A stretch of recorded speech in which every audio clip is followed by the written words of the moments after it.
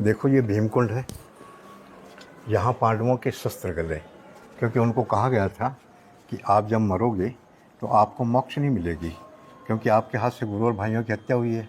तो उन्होंने पूछा कि मोक्ष का रास्ता क्या है। तब नारद जी ने बताया कि तीर्थों में जाओ और जहाँ भी जाओगे वहाँ अपने शस्त्रों को धोओगे, और ये शस्त्र जहाँ गल जाएंगे वहाँ आपको पाप से मुक्ति मिलेगी।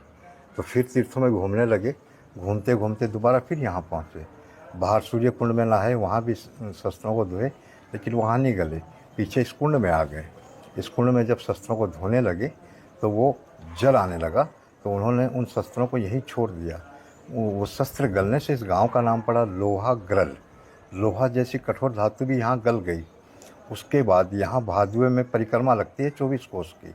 तो लोग अपने घर से लोहा लाते हैं कि अगर पांडवों को हत्या जैसे दोष से मुक्ति मिली, तो हमारे परिवार में किसी के हाथ से ऐसा कोई कार्य हो गया हो जिसके हम दोषी हैं, तो हमें भी मुक्ति मिले। ऐसा बोल के सदियों से लोग इस कुंड में लोहा डाल रहे हैं। लेकिन आज भी रहस्य है कि वो लोहा कहाँ जाता है, क्या हो रहा है, इसका अभी तक किसी को पता नहीं पड़ा। मिलता ही नहीं। तो ये पानी ब्रेक हो जाता है लोहा डालते डालते। लेकिन सावन भादुए में जब ये नदी आती है तो ये इस पानी को बाहर ले जाती है और वाइट कर देती है। लेकिन फिर वही कर्म चालू होता है, लोग लोहा डालते हैं, फिर ये ब्लैक हो जाता है। तो सदियों से ये चल रहा आ रहा है।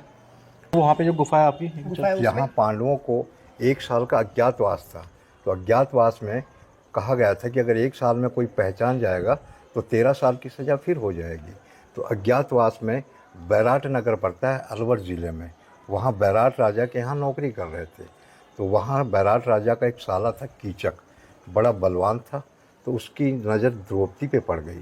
तो भीम ने कीचक को मार दिया। मारने से राजा बैराट सोचा कि ऐसा कौन बलवान है जो मेरे साले को मार सकता है, इनका पता करो। तो पांडवों को पता था अगर राजा को ये पता पड़ गया कि हम पांडव हैं तो 13 साल की सज़ा फिर हो जाएगी। तो वो लोग भाग के यहाँ आ गए। यहाँ आए तो कुंड भी था, मंदिर भी था, लेकिन आगमन नहीं था, पब्लिक का इतना आगमन नहीं था। तो पांडव रात को घूमते थे पहाड़ों में, और सुबह के ये जो सामने गुफा बनी हुई है इसमें प्रवेश करते थे, अपना समय बिताए, चले गए। यहाँ पे छुपे थे अज्ञातवास में, यहाँ पे छुपे थे। तो ये भीम गुफा है, देखो यहाँ पे, ये देखो। चलो ऊपर चढ़ जाओ ना। बस ये इतना ही है, इतना ही है।